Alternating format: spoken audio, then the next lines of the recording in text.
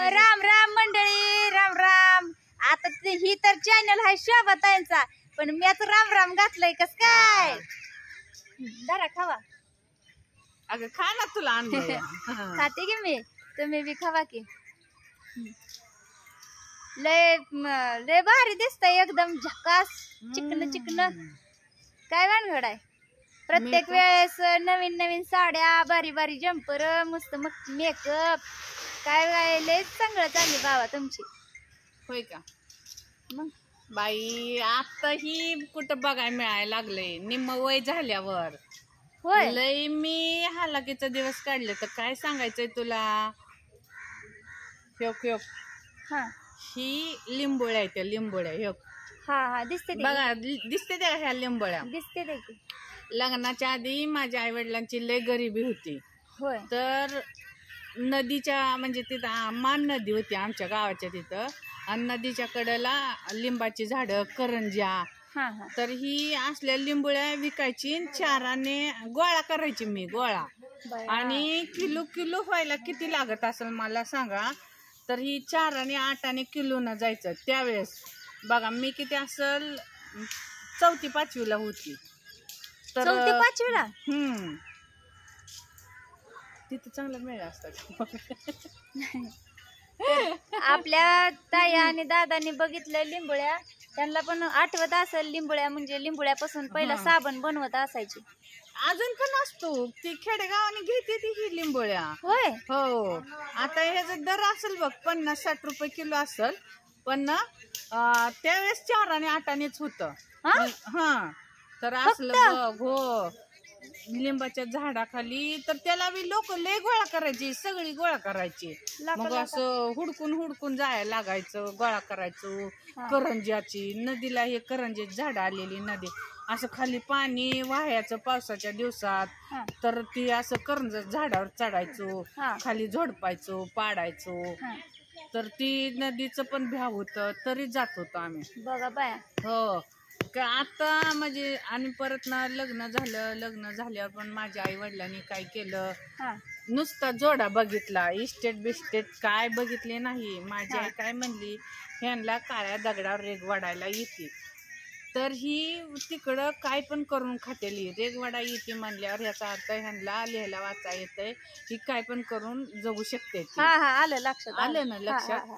तर माझ्या आई वडिलांनी इस्टेट बिस्टेट काय बघितले नाही, फक्त जोडा बघितला आणि लग्न केलं माझं. तर माझं लग्न झालं ना, तर घर सुद्धा नव्हतं राहिला, पाणी. आणि भांडी तर नव्हतीच. मग माझ्या आईनंच कुठं 2-2 भांडी ही दिलेली. त्या भांड्यावरच पाणी तापवाय पातेलं नव्हतं. त्या तेलाचं डबं असते तेलाचं, तसल्या तेलाच्या डब्यात मी पाणी तापवत होती लय दिवस. हो, लय दिवस पाणी तापवत होती चुलीवर. आणि त्याला जळण कुटायला घ्यायचं.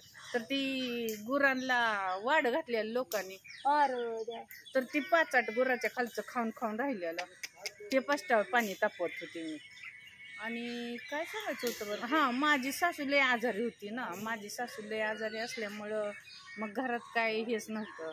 सासू सासरा माझी त्यांच्या म्हणजे आमच्या नवऱ्याच्या मामीजवळ खात होती. होय, मामी सांभाळत होती. आहे अजून मामी त्यांची. मामी पण आता थकली बरं का, त्यांना बी चालणं होत नाही.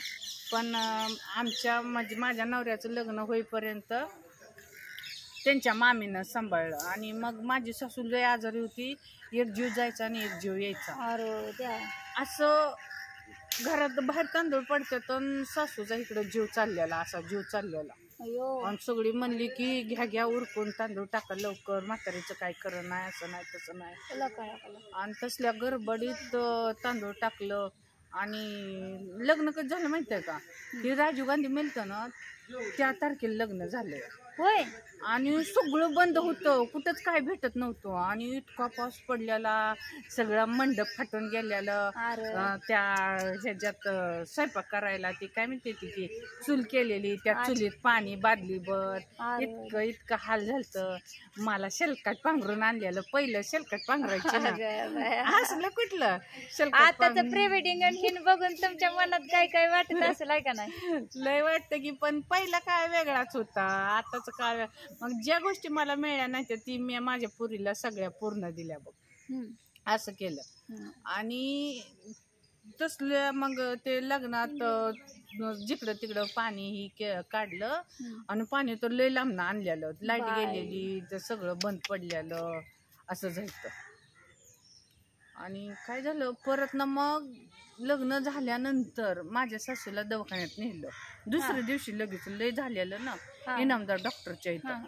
तर इनामदार डॉक्टरांनी सांगितलं की ह्या गोळ्या जर बरं वाटलं नाही ह्यांना तर आहे काहीतरी चान्स जगण्याचा, आणि जर ह्या गोळ्यानं जर नाही फरक पडला तर मग काही चान्स नाही. तर मग ती नेलं, ती माझ्या सासूला बरंच वाटायला लागलं. मग 1 महिन्याच्या गोळ्या दिलत्या, 2 दिवसानं 3 दिवसानं 8 दिवसानं चांगली प्रगती होत चालली चांगली. एक जीव चाललेला एक जीव आलेला माझ्या सासूचा. माझं लग्न झाल्यावर माझी सासू 12 वर्ष जगली. हो 12 वर्ष. आणि लग्नाच्या वेळेसच म्हणायची की लवकर तांदूळ टाकून घ्या की म्हातारीचं काय खरं नाही, म्हातारीचं काय झालं नेमकं. अगं त्यांना ना ते पिशवीचा आजार होता. आणि माझ्या सासून काय केलं सांगितलंच नाही घरात, लाजून पिशवीचा आजार आहे ना ते पिशवी काढायला सांगितलेली डॉक्टर.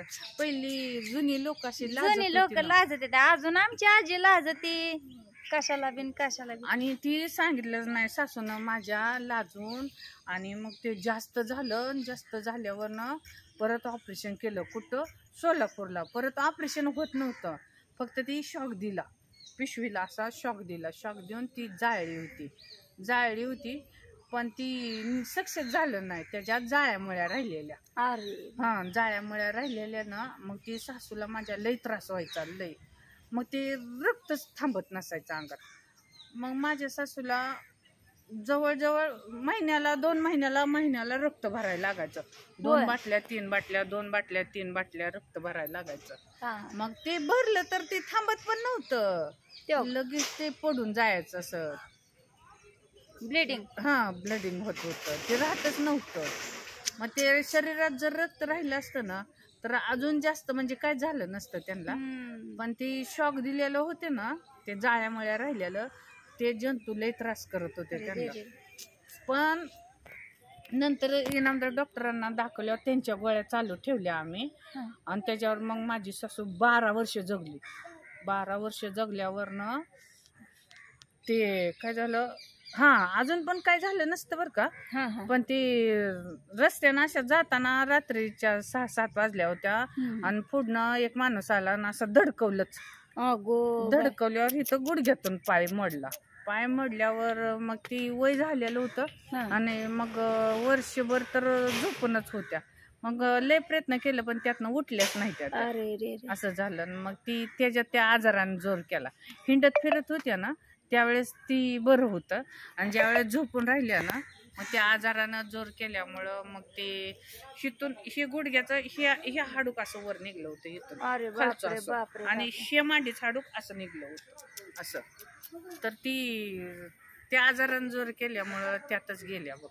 नाहीतर माझी सासू आम्ही 7 जणी जाव आहे पण कधीच कुठली एकमेकीला चुगली लावली नाही. ह्या सोनाचं त्या सोनाला कधी सांगितलं नाही, त्या सोनाचं ह्या सोनाला कधी सांगितलं नाही. सगळ्या म्हणजे आम्ही शेवटी 12 घरच्या 12 सोना म्हणल्यासारखं. पण सगळ्या एकमेकीला हिच्याबद्दल तिच्याबद्दल त्या सासूजवळ बडबडायच्या काय तर म्हणायच्या. पण माझी सासू कधीच कोणाची चाडी लावत नव्हती. लय चांगली होती माझी सासू असं होतं. पण माझं लग्नाच्या आधी पण लय हाल झालता अगं. माझ्या आई वडिलाची लय गरिबी होती असं, लयच गरिबी होती. आणि मग शाळेत आलं की असं लिंबोळ्या गोळा कर, कुठं काय करंज्या गोळा कर, इकायचं, भंगार गोळा करायचं रस्त्यानं तसलं इकायचं.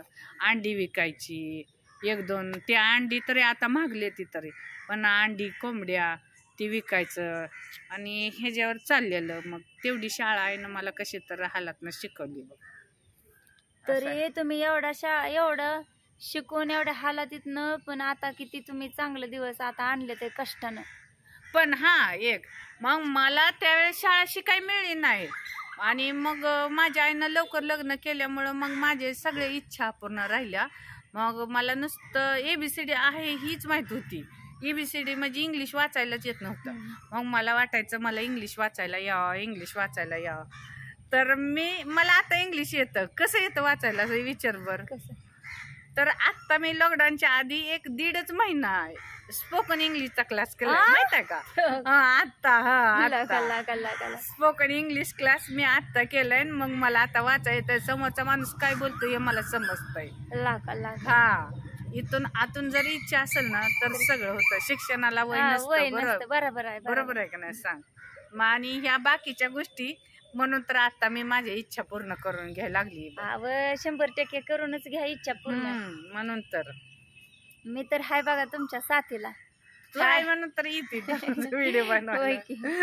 चला, तुम्हाला कसं वाटतंय हे आमचं व्हिडिओ बघा, कमेंट करत जावा व तुमच्या कमेंटला महत्व आहे. तुम्ही कमेंट करत जावा, सांगत जावा आमची जोडी कशी आहे, आमच्या व्हिडिओ कसे असतात सांगत जावा जरा. सांग जावा. फुट फुट फुट फुट सांगत जावा जरा. हा होय की. ठेवू मग आता परत बोलू. कुणाला मोबाईलला ठेवू का मोबाईलला ठेवू का? पुढचा ब्लॉग बनवू. ब्लॉग कंटिन्यू करत राहा असाच. अजून माझी कहाणी सांगेल तुम्हाला मी आधी कशी होती आता कशी आहे. बरोबर चालतंय. मग आता करायचं का बाय ह्यांना? Bye bye. हा बाय. अरे देवा, तसली बाय नव बाय. तुमचा तर काय विचार आहे? बाय तसली बाय नव, BYE असलं बाय. बाय. हा बरोबर. बरोबर बाय.